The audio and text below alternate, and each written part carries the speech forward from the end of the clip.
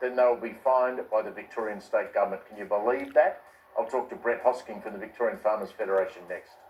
The Victorian Government has legislation that will be introduced to the Parliament. Can you believe this? To fine farmers who refuse to have transmission lines or towers built on their properties. It's a disgraceful act, and in my view, it is government bullying of people who should be looked after. These people, many of them, have just been going through a drought.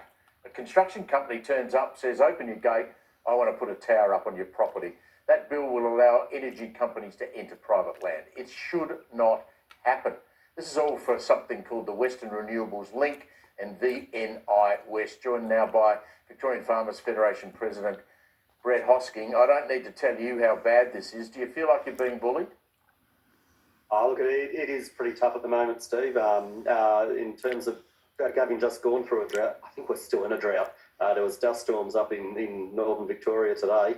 Farmers are still doing it incredibly tough at the moment. We've seen a number of challenges come our way at the hands of decision makers in the past few months with emergency services, volunteer fund levies, attacks on CFA volunteers, and now we're seeing as they stand up VicGrid, we're starting to see this these tactics around fining farmers if they're not allowing people onto their property and that sort of thing.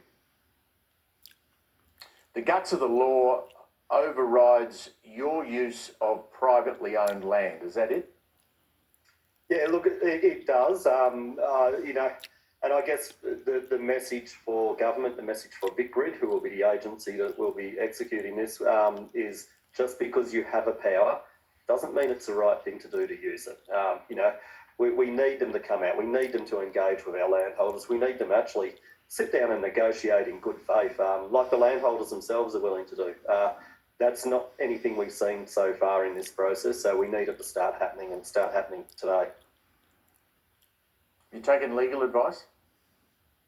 Not yet, no. I guess the legislation just hit Parliament last Wednesday. It had its first read, second read on Thursday, and then our Victorian Parliament House must be cold over winter, Steve, because they've taken a couple of weeks off until it gets a little bit warmer at the end of July. So they'll be back to debate the legislation then.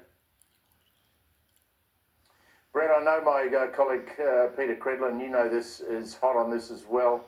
Her and I are going to throw a few punches towards Spring Street between now and when Parliament comes back. So we'll keep in touch with you, mate. Just make sure you let all those farmers know that they've got some friends in town who are happy to go to the mat for them. So keep up the good work, mate. We'll catch up with you soon.